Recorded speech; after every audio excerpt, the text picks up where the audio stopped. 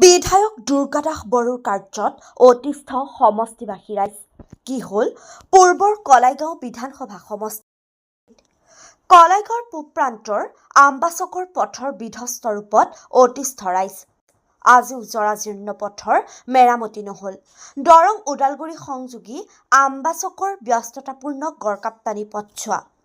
পূৰ্বৰ কলাইগাঁও সমষ্টিৰ বিধায়ক দুৰ্গাদাস বড়োৱে নিৰ্বাচনত বহু প্ৰতিশ্ৰুতি দিয়ে যদিও আজিলৈ কোনো গুৰুত্ব নিদিলে এই পথছোৱাৰ প্ৰতি, যাৰ বাবে স্থানীয় ৰাইজ তথা পথাচাৰীসকল জমৰ যাতনাত ভুগিছে। এতিয়া যদিও নতুনকৈ টংলা বিধানসভা সমষ্টিত অন্তৰ্ভুক্ত হৈছে, এই সমষ্টিটো পূৰ্বে আছিল কলাইগাঁও বিধানসভা সমষ্টি আৰু সমষ্টিটোৰ মূল কাণ্ডাৰী আছিল ৰাইজে জিকাই দিয়া বিধায়ক দুৰ্গাদাস বড়ো। কিন্তু সেয়া যেন এতিয়া পাহৰি পেলালে বিধায়ক দুৰ্গাদাস বড়োৱে, যাৰ বাবে এতিয়া সমষ্টিবাসী ৰাইজে এক উচিত শিক্ষা দিয়াৰ প্ৰতিশ্ৰুতি লৈছে এইবাৰ বিধানসভা নিৰ্বাচনত। News desk report, Kalaigaon times. 5 বছৰত আমি দুৰ্গাদাস বড়োৰ পৰা একোৱে আশা কৰিব পৰা নাই আৰু তেওঁৰ চাহখনো চাৱা নাই। দুৰ্গাদাস বড়োৱে জয়ী হোৱাৰ আগতে বহুত প্ৰতিশ্ৰুতি দিছিল, ইফালে বহুত কাম কৰিব আৰু সংখ্যালঘু এৰিয়াৰ পৰাই ভোটত বেছিকৈ জয়ী হৈছিল। গতিকে দুৰ্গাদাস বড়োৱে 5 বছৰত আমাক একোৱে কৰা নাই। এই ৰাস্তাটো কৰি দিম বুলি দুৰ্গাদাস বড়োৱে তেতিয়াই প্ৰতিশ্ৰুতি দিছিল আৰু ছাইডেদি ড্ৰেইন এখনো বনাই দিম বুলি প্ৰতিশ্ৰুতি দিছিল। গতিকে তেওঁ একোৱে কৰা নাই। গতিকে আগন্তুক 2026ত যোনে জয়ী হ'ব, তেওঁ যাতে আমাৰ এইখিনি ৰাস্তাৰ কাম আৰু অকণমান এটা ড্ৰেইন হ'ব, বেছি ডাঙৰ নহয়।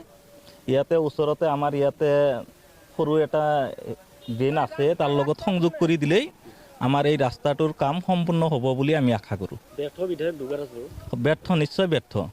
তেওঁ মানে আগত মিনিষ্টাৰ পদত আছিল কাৰণে আমি তেওঁক জয়ী কৰাই দিছিলোঁ যে নিশ্চয় মিনিষ্টাৰ এজনে যদিও বিধায়ক হয় তেওঁ নিশ্চয় ভালদৰে কাম কৰিব পাৰিব, কিন্তু একোৱে কৰিব পৰা নাই। আৰু দুৰ্গাদাস বড়ো নেক্সট টাইম আহিলেও আমাৰ ইফালৰ পৰা যে ভোট পাব এইটো আমি নাভাবোঁ। কি নক'ব সেইটোহে কথা ডাঙৰ, কি ক'বতো বেলেগ কথা, কিন্তু কি নক'ব সেইটোহে কথা। এই ৰাস্তাটো লৈ এই ৰাস্তাটো আমাক এনেকুৱা অতিষ্ঠ কৰিছে, আমি 2 টাইম ল'ৰা ছোৱালী স্কুললৈ অনা নিয়া কৰিব লাগে সদায়। কিন্তু এই ৰাস্তাটোৰ যিটো অৱস্থা, চৰকাৰে যিভাৱে আমাক এই ৰাস্তাটোৰ কাৰণে মানে আমাক যিহেতু ভোগাইছে, তাতকৈ আমাৰ ক'বলৈ ভাষা নাই। আমাৰ এনেকুৱা এটি অৱস্থা। গতিকে আপোনালোকে এই ৰাস্তাটোৰ বিষয়ত চাওক, আজি কিমান দিন হ'ল এই ৰাস্তাটো এনেকৈ পৰি আছে। ইয়াতে আমি মানুহ বাস নকৰে বুলি ভাবে নেকি চৰকাৰে? সেইটো আমাৰ কিন্তু সন্দেহ। আমি এতিয়া মানুহ নে জন্তু জানোৱাৰ আমি বাস কৰোঁ। আমাৰ ফালে এটি চাওক, আমিতো সমানে নাগৰিক, চহৰৰ নাগৰিক যেনেকুৱা, আমি গাঁৱৰ নাগৰিক আমি একেই ধৰণৰ। গতিকে আমাৰ ফালে অলপমান লক্ষ্য ৰাখক আপোনালোকে যে আমিও ইয়াতে বাস কৰি আছোঁ, আমি কেনেকুৱাকৈ ইয়াতে জীয়াইটো ভুগিছোঁ এই অঞ্চলৰ ৰাইজে। তাতকৈ আৰু কি ক'ম কওকচোন বাৰু। তেখেতৰ আমি চাহটোৱে দেখা পোৱা নাই, নাম শুনিছোঁ কিন্তু দুৰ্গাদাস বড়ো। আমি এটা সময়ত তেওঁৰ নাম শুনিছিলোঁ, দেখা পাইছিলোঁ। তেওঁ অসম আন্দোলনৰ নেতা আছিল। সেই সময়ৰ পৰা তেখেতে AGP দিনত কেইবাবাৰো মন্ত্ৰিত্ব লাভ কৰিলে। তাৰপিছত তেওঁ এটি তাৰমানে নচলা পইচাৰ দৰে হ'ল, যাই তেওঁ এটি কংগ্ৰেছৰ দলত জইন কৰিলে। তেওঁ নচলা পইচাৰ দৰে কিছুমান দিন বহি থাকিল। এতিয়া আমাৰ স্থানীয় যিবিলাক আমাৰ BTAD, এই BTAD যিটো ৰাজনৈতিক দলৰ জন্ম, ইয়াত BPF দল, এই BPF দলৰ তেওঁ আহি ইয়াতে পুনৰবাৰ নিৰ্বাচনত জয় হ'ল। কিন্তু তেখেতে হয়তো আকৌ পুনৰবাৰ আশা কৰিছে নেকি যে এই অঞ্চলৰ পৰা আকৌ এবাৰ নিৰ্বাচন হৈ যাব পাৰিম আমি। সেইটো তেখেতে আশা বাদ দিয়ক, যিহেতু তেখেতে আমাক যিহেতু ভোগাইছে, তাত আৰু ক'বলৈ একো নাই। এনেকুৱা আমাৰ মানে পৰিস্থিতি। এই অঞ্চল আমাৰ বৃহত্তৰ, এই অঞ্চল আমাৰ পাণবাৰী, আম্বাচক, ৰাজাপুখুৰী, কলিতাপাৰা, এই অঞ্চলৰ পৰা যিখিনি মানুহ এই ৰাস্তাৰে যাতায়াত কৰোঁ, মই ভাবোঁ সেইজন বিধায়কে যদি পুনৰবাৰ টিকেট লৈ আহে, তেনেহ'লে তেখেতক ভোট দিয়াটো দূৰৰ কথা, তেখেতক দূৰৰ পৰাই বিদায় দিব। সেইটো আমি ভালদৰে জানো। ৰাইজে নে কোনে?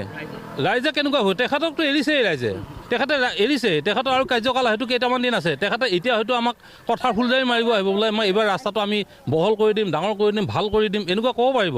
কিন্তু তেখেতৰ এই কামটো সিদ্ধি নহ'ব, সেইটো আমি ভালদৰে জানো।